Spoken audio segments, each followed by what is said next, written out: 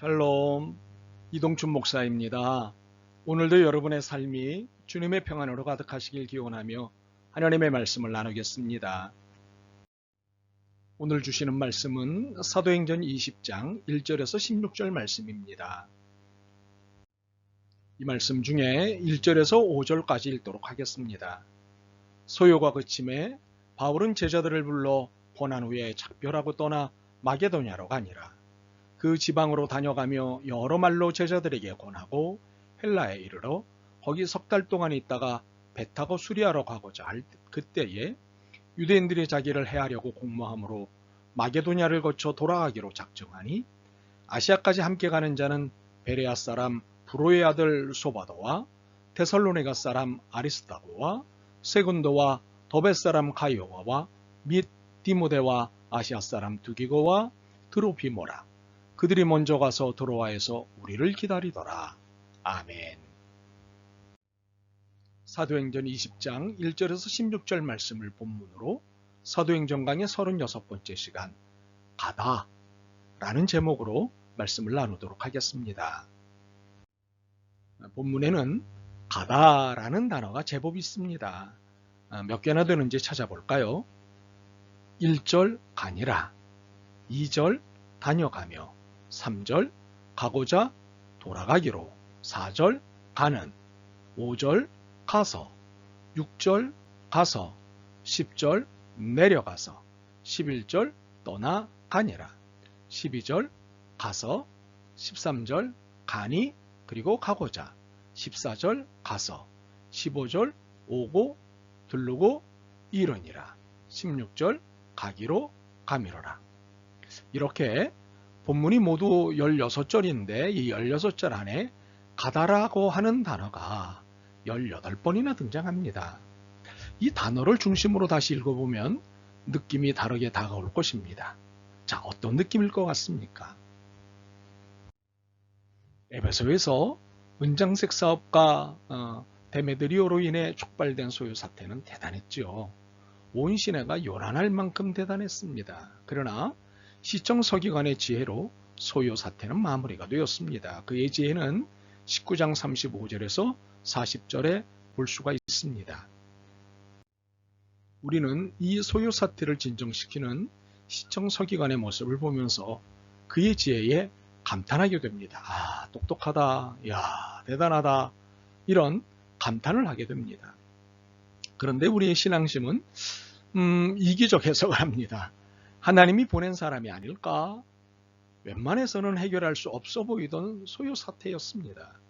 위대하도다 에베소 사람들의 여신 아데미어를 광적으로 외치던 사람들을 진정시킬 수 있는 것은 하나님뿐이라고 생각을 했기 때문입니다. 그런데 시청 서기관의 등장으로 이 광란의 소요는 종결되었습니다. 그러니 이 사람을 하나님이 보낸 사람이 아닌가라는 합리적 의심을 하게 됩니다. 어떻게 생각하십니까? 우리는 이 사람 시청 서기관의 등장을 하나님이 보낸 사람이라고 표현하기가 민망할 수 있습니다. 이기적 해석인 것 같아서 그렇습니다. 그러나 하나님의 은혜라고 해석하는 것은 무리가 되지 않을 것입니다. 그렇지 않을까요? 물론 우리는 늘 하나님의 은혜 가운데 있기는 합니다만 에베소의 소에 이 소요가 끝나자 바울은 에베소를 떠나 마게도냐로 갔습니다. 그리고 헬라로 갔습니다. 거기서 석 달을 머물다 수리아로 가려고 했으나 유대인들의 방해가 감추되자 마게도냐를 거쳐 아시아로 갔습니다. 그리고 바울은 아서로, 미둘레네로, 기오로, 사모로, 밀레노로 갔습니다. 이후 에베소를 지나 예루살렘으로 갔습니다. 우리는 바울이 얼마나 숨가쁘게 사명의 발걸음을 옮기고 있는지를 봅니다. 마게도냐, 헬라, 아시아, 아소, 미둘레네, 기오, 사모, 밀레노, 에베소, 그리고 예루살렘.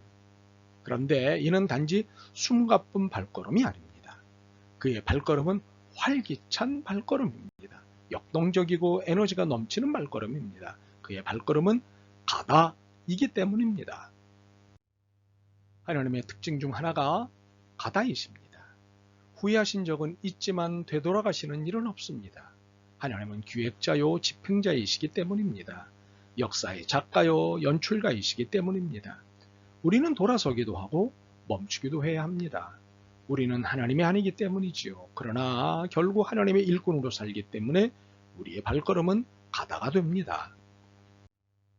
사실 우리 자신으로는 가다가도 되돌아서야 할 때가 많습니다. 그만두어야 할 때는 더 많습니다. 그래서 부끄럽고 좌절이 됩니다. 그런데 결론을 보면 우리의 사명의 발걸음은 가다로 되어 있습니다. 퇴보된 것 같은데, 포기된 것 같은데 여기 와 있습니다. 이는 우리의 수고 위에 역사하시는 하나님의 은혜 때문이지요.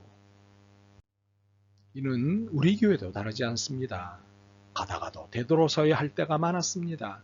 그만두어야 할 때는 더 많았습니다. 그때마다 아쉽기도 했고 심지어는 비통하기도 했습니다. 그럼에도 불구하고 여기까지 왔습니다. 이유가 무엇일까요?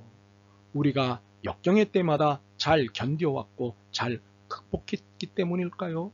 물론 그랬을 수도 있습니다. 그러나 우리가 잘했기 때문이 아니라 하나님의 은혜 때문에 여기까지 올 수 있었습니다. 바울이 하나님의 은혜로 갈 수 있었듯이 우리 교회도 하나님의 은혜로 여기까지 올 수 있었습니다. 우리는 몇 년 전 교회 이사 프로젝트를 진행하면서 지금까지의 설명과 고백을 경험한 바 있습니다. 반년이 넘게 진행된 교회 이사 프로젝트는 염려와 좌절의 연속이었습니다. 과연 이사는 할 수 있을까? 과연 우리는 어디로 갈 수 있을까? 등과 같은 의심을 갖기에 충분한 상황이었습니다. 그러나 우리는 여기로 이사를 왔습니다. 모든 것이 준비되어 있는 하나님의 은혜의 시간에 들어왔습니다. 하나님의 가다의 은혜를 경험하는 시간이었지요. 바울이 마게도냐, 헬라, 아시아, 아소, 미둘레네, 기오, 사모, 밀레노, 에베소 그리고 예루살렘으로 발걸음을 옮기는 과정에 이전과 마찬가지로 어려움이 있었습니다.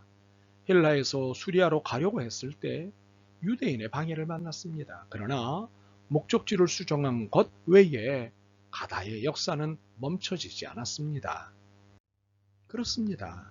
가다는 되돌기도 하고 멈추기도 합니다. 심지어는 포기도 해야 합니다. 그러나 끝난 것은 아닙니다. 끝나지 않은 이상 가다의 역사, 가다의 은혜는 계속되고 있는 것입니다. 이것은 우리가 살고 있는 역사에 고스란히 나타나고 있습니다. 세상지사 불의가 득세하고 악이 세상을 휘두르는 것 같지만, 그래서 선한 의지가 좌절되는 것 같지만 하나님의 가다는 멈추지 않습니다. 단 한 번도 멈추신 적이 없으십니다. 그러므로 성도들과 교회들이 깨어 있기만 하면 하나님의 가다의 은혜를 분명히 보게 될 것입니다. 그 어떤 상황, 그 어떤 사건에도 당황과 좌절이 줄어들 것입니다. 그렇다면 자, 이제 가봅시다. 아멘. 주님이 역사의 주인이시고 세상사의 주관자이신데 좌절 가운데 길을 놓쳤습니다. 그러나 이제 믿음의 정신을 차리고 주님께서 열어놓으신 길로 가겠습니다. 이 결심을 놓치지 않게 믿음과 용기를 주옵소서. 예수 그리스도의 이름으로 기도드립니다. 아멘. 오늘도 여러분의 믿음과 삶을 응원합니다. 사랑합니다.